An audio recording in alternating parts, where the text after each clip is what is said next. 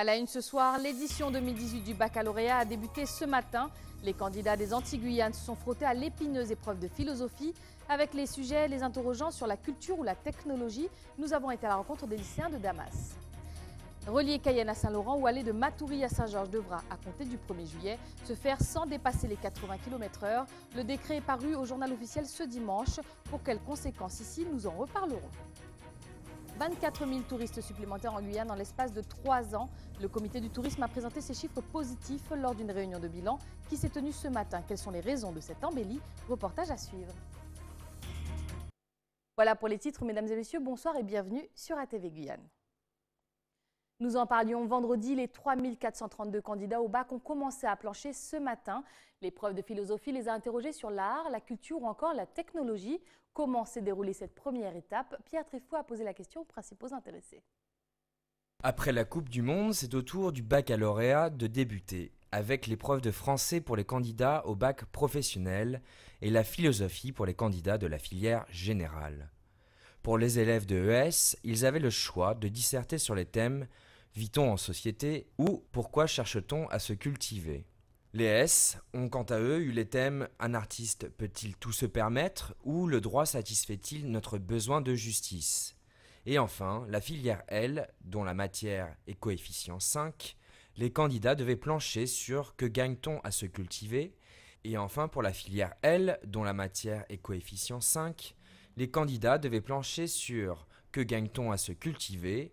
ou « Les sociétés subissent-elles leur histoire ?» Comme la majorité de mes amis, je pense qu'on n'est pas tombé sur le sujet qu'on espérait, qu'on attendait. On est tombé sur la culture et sur l'histoire. C'est pas forcément ce qu'on aimait, mais c'était pas le pire des sujets. Donc je pense que ça s'est bien passé dans l'ensemble. Ce sujet, c'était plus sur le sens de l'histoire, le sens de l'histoire au sens dans son futur, comment nous on perçoit l'histoire. Est-ce que les hommes, on est à l'origine de l'histoire, est-ce qu'on est créateur de l'histoire? Donc voilà. On était plus focus, sur ça, voilà, sur cette problématique. À la limite, la culture, on aime, mais on aime par exemple l'art, le travail, tout ça. On aurait préféré tomber sur ces sujets-là plutôt que sur la culture en elle-même et sur l'histoire. Cette année, ce sont 3432 lycéens qui passent le baccalauréat en Guyane. 1271 dans la filière générale, 1420 dans la filière professionnelle et 741 dans la filière technologique. 114 personnes passeront également le bac en candidat libre. Pas facile de passer les épreuves en pleine Coupe du Monde. Passer le bac pendant la Coupe du Monde, un peu compliqué pour les révisions surtout, mais sinon ça va parce que ça ne va pas nous empêcher de rater les matchs, quoi. Le bac s'est poursuivi cet après-midi avec les épreuves anticipées de français pour les premières. Pour les candidats de la section générale, les épreuves se poursuivront mercredi avec les langues. En 2017, le taux de réussite au second tour était de 79,8% en Guyane, soit 2 points de plus qu'en 2016.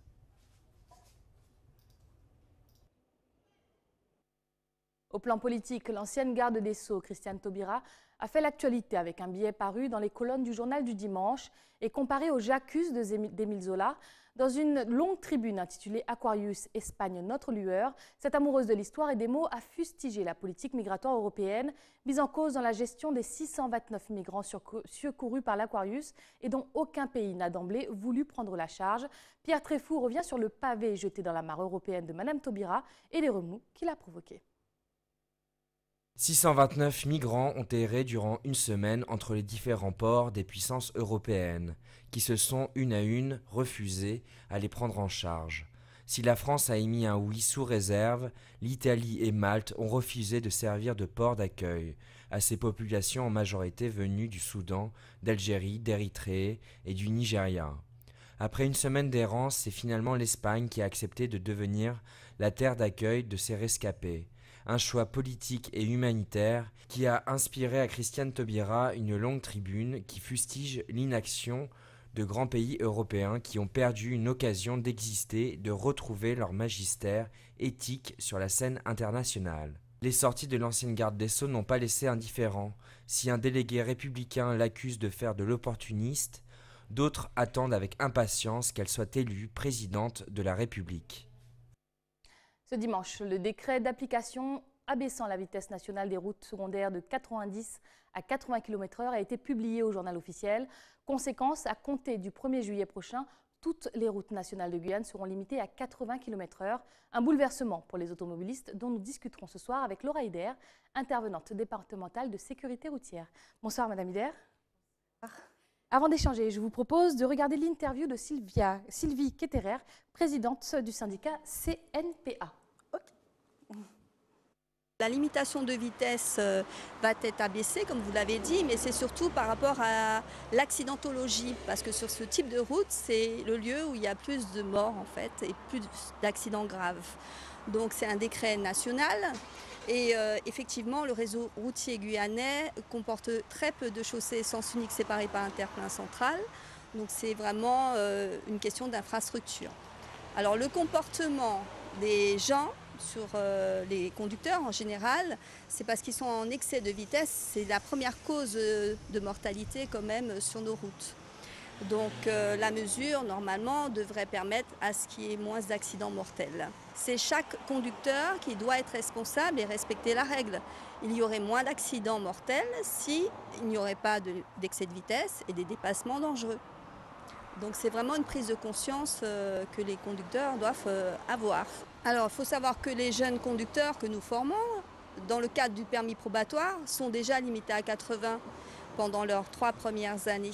Donc en ce qui concerne l'impact réel, il paraît que ça va sauver 300 vies, le fait d'avoir mis cette réforme en place et cet arrêté au niveau national. Donc 300 vies pour moins 10 km/h, je pense que ça vaut le coup. Retour sur le plateau et première question pour avoir votre avis à vous. Pour quelles raisons cette modification de la vitesse a été-elle mise en place ? Alors, ça a été dit dans le reportage, la limitation de vitesse a été rabaissée car on s'est aperçu que lorsque l'on roule moins vite, eh bien, on a des distances de freinage qui sont plus courtes. Quand on roule moins vite, eh bien, on voit beaucoup plus de choses. Donc forcément, ça aura un impact sur la mortalité, hein, en tout cas pour faire abaisser la mortalité sur nos routes, sur l'ensemble du territoire, bien sûr. Comment les routes concernées ont-elles été choisies ? Alors déjà par rapport à des statistiques qui ont été relevées, on s'est aperçu que la mortalité était très forte sur les routes à double sens de circulation. Si je peux me permettre de prendre un exemple sur la Guyane, entre 2012 et 2016, il a été fait une étude qui montre que sur nos 73 décès sur ces routes dans cette période-là, il y a quand même 80% sur les routes nationales et départementales qui ont eu lieu. Donc c'est quand même pas négligeable. Donc il se base essentiellement sur des statistiques, sur des réalités surtout. Et voilà. La vitesse est-elle vraiment la principale raison de la mortalité sur nos routes ? Alors la vitesse est effectivement un des principaux facteurs, mais pas que. Bien sûr, mais si on peut toucher l'ensemble des facteurs au fur et à mesure, il me semble que nous pourrons arriver à un résultat correct. Donc oui, la vitesse fait partie de la raison principale. Le comportement du conducteur lié à cet excès de vitesse fait partie de la cause principale des accidents sur nos routes, en tout cas celles qui ne sont pas séparées par un terre-plein central. À partir de quand seront installés les panneaux, justement, les nouveaux panneaux ? Alors, en principe, à partir du 1er juillet 2018, les panneaux de 80 km/h devraient être apposés sur les routes de Guyane. Mais il faut savoir que, bien sûr, l'ensemble des collectivités, sûrement n'aura pas les moyens de pouvoir investir tout de suite, ou en tout cas n'auront pas le matériel qu'il faut pour équiper ces routes. Pour cela, le gouvernement a prévu simplement une petite note où, effectivement, tous les panneaux de 90 km/h pour les routes, pour le réseau concerné, devront être masqués, tout simplement. Donc, nul n'est censé ignorer la loi. Grâce à vous, donc, le message passe. Donc, les automobilistes devraient savoir qu'à partir de là, toutes les chaussées à double sens devront être limitées à 80 et, au cas où, bien remplacées par des panneaux de vitesse limitée à 80. Donc, un panneau masqué sera l'équivalent d'un panneau à 80 km/h. Exactement, exactement. Est-ce qu'il n'y avait pas d'autres axes qui auraient pu être étudiés pour justement faire baisser cette mortalité sur les routes ? Écoutez, sur tout ce qui est agglomération, nous sommes déjà à 50, donc c'est très difficile. On pourrait effectivement rabaisser sur des zones qui pourraient être qui pourraient nécessiter des zones 30 ou des zones de rencontre, mais sur les axes, je pense qu'ils ont pris une bonne majorité.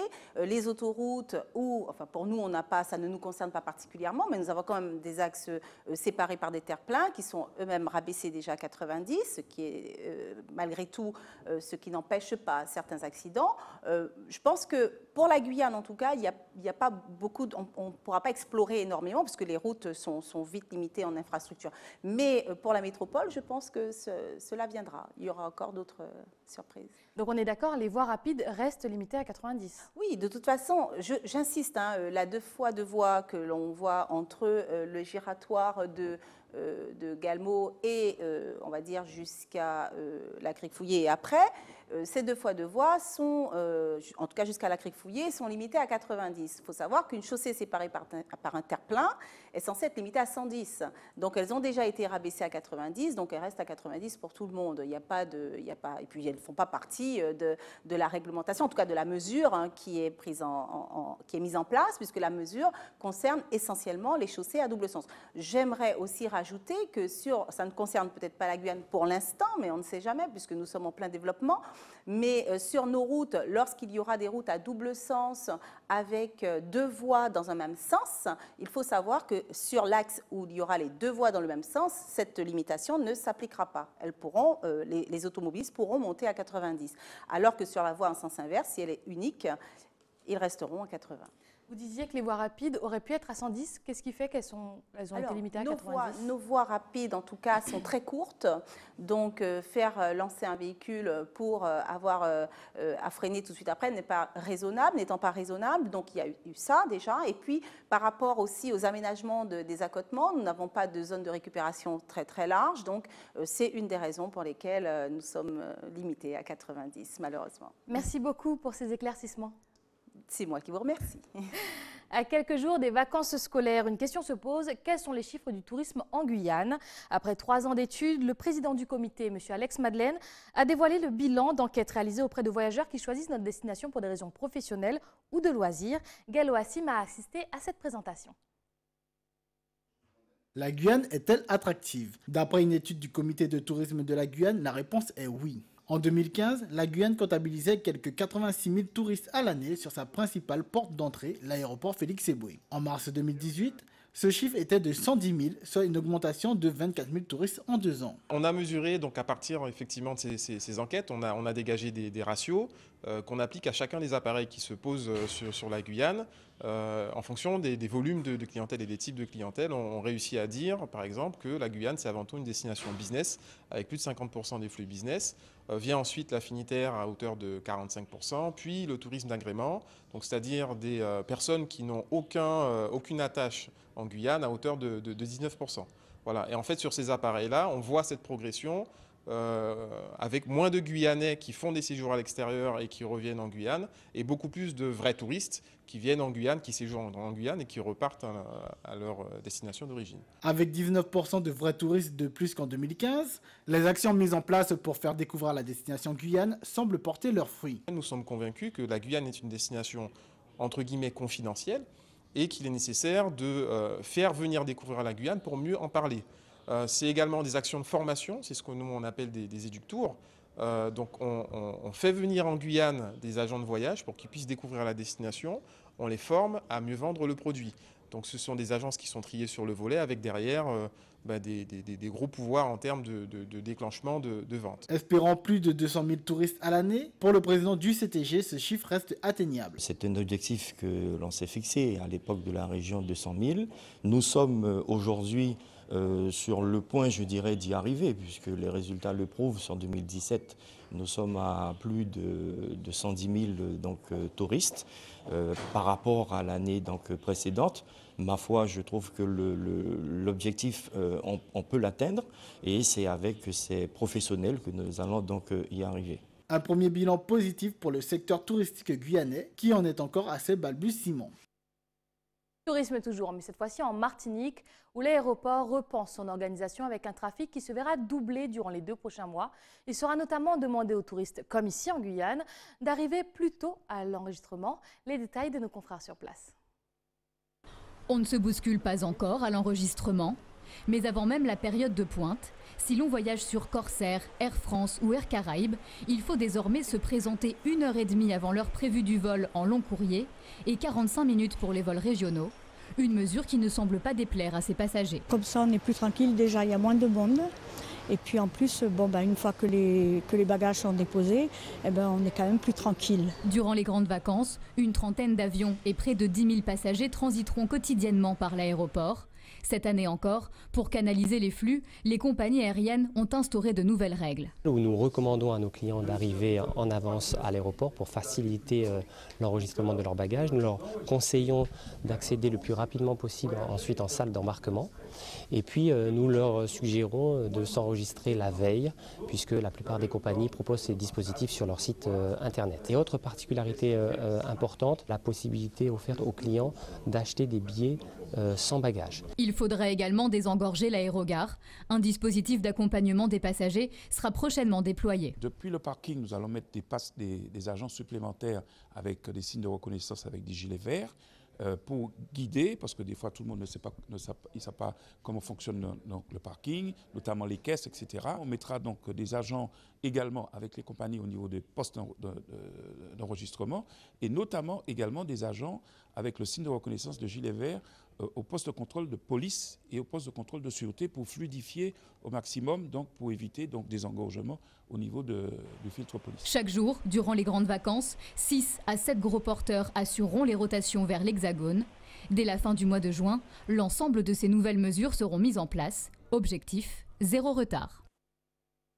Restons en Martinique, où une nouvelle vague de sargasses est arrivée ce week-end et a atteint les côtes atlantiques.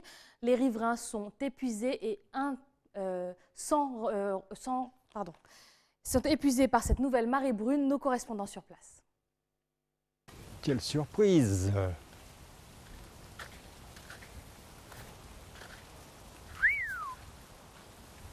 C'est plutôt une mauvaise surprise pour Martial, comme pour les habitants du Diamant qui, ce matin, se sont réveillés face à une nouvelle étendue de sargasses.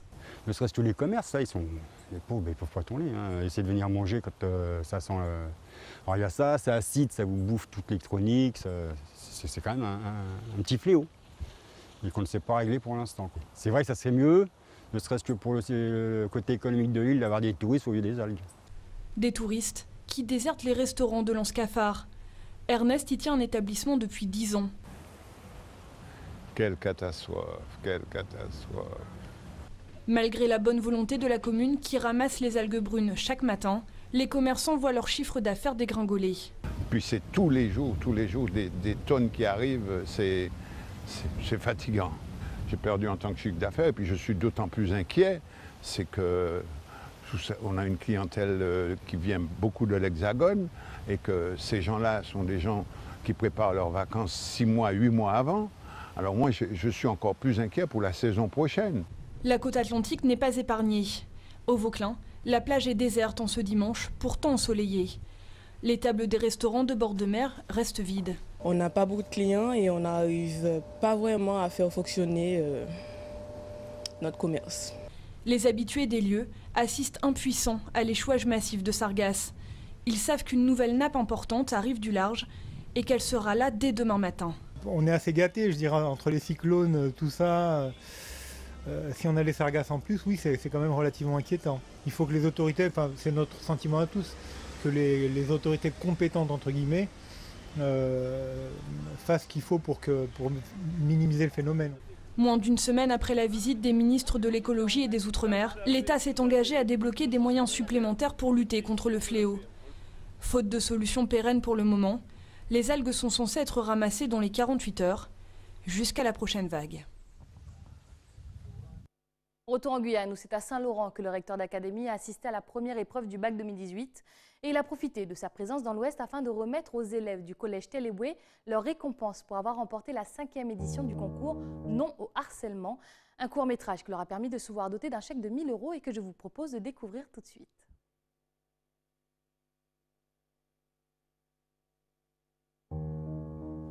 Moi, c'est Kazumi, alias Kassoulé au collège. Je Kazumi de Kami Kassoulé à Chiko. Moussa Kazumi, alias Kassoulé au fond collège. Je ne suis pas une fille fragile. Je suis une femme fragile. Je ne suis pas en sucre. Mais on a un sucre. On va passer en sucre. Quand ça a commencé, il y a Biggie. Quand ça a commencé, il disait que c'était pour rire. Des bêtes à pour la roue. C'était quasi qui c'était pour rire. Et je riais avec eux. Et dès la fin, regardez. On était carré et puis ça a continué. Il y a Godot. Puis ça a continué. Ça a empiré. À comment ça a empiré. Tous les mois, à l'amour. Tous les mois. Toutes les semaines, à la wiki. Toutes les semaines. Puis tous les jours, à la D. Et tous ces jours. Je ne riais plus. Il y avait la fumo. Faut pas être carré encore. Au collège, j'étais souvent seule. À Chko, mais où un bélobile. Au fond, collège, j'étais souvent seule. Quand je rentrais chez moi le soir, t'es une béga ou sous bakanda. À moi, t'es qu'à rentrer à mon cas ce soir. Je repensais à ma journée. Mais d'un qui m'aidait. T'es qu'à repenser à ma journée. Aux humiliations. Aussi, aux humiliations. J'en faisais des cauchemars. Mais d'un ta coudé. Mais t'es qu'à faire cauchemar. Je ne mangeais plus. Mais ben yamo. Faut pas t'es qu'à manger. Je n'avais plus envie de rien. Mais ben un ex moi. Faut pas t'es envie de rien. J'étais souvent absente. Mais ben gauche comme moi. J'étais souvent absente. Mais même à la maison, le collège me suivait sur les réseaux sociaux. Ma aussi toxo. Ashko be comme baka les réseaux sociaux. Mais même au fond de case, collège la t'es qu'à suivre on a ces réseaux sociaux. Je ne voulais plus les voir. Mais ben ici des mots. Faut pas t'es les voyous. Je ne voulais plus subir, mais beau un film, on ne peut pas te subir. Et puis, j'ai fini par disparaître. On aimait qu'on aimait des mots. Puis, m'a fait pas disparaître.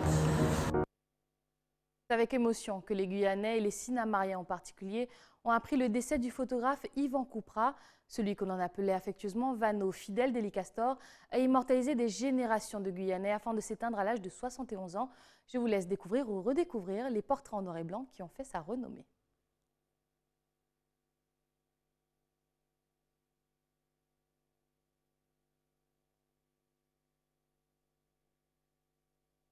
C'est la fin de ce journal, mais avant de le refermer, rappel des principaux titres de ce 18 juin. L'édition 2018 du baccalauréat a débuté ce matin. Les candidats des Antilles-Guyane se sont frottés à l'épineuse épreuve de philosophie avec des sujets les interrogeant sur la culture ou la technologie. Nous avons été à la rencontre des lycéens de Damas. Relier Cayenne à Saint-Laurent ou aller de Matoury à Saint-Georges-de-Vraz à compter du 1er juillet, se faire sans dépasser les 80 km/h. Le décret est paru au journal officiel ce dimanche. Pour quelles conséquences en Guyane, nous en avons parlé. 24 000 touristes supplémentaires en Guyane en l'espace de 3 ans. Le comité du tourisme a présenté ses chiffres positifs lors d'une réunion de bilan qui s'est tenue ce matin. Nous avons découvert les raisons de cette embellie. C'était le journal de la rédaction. Merci de nous avoir accordé votre confiance. Tout de suite, l'édition nationale de BFM TV. Je vous souhaite de passer une excellente soirée avec les programmes d'ATV Guyane. C'est Mounian. Belle bonsoir.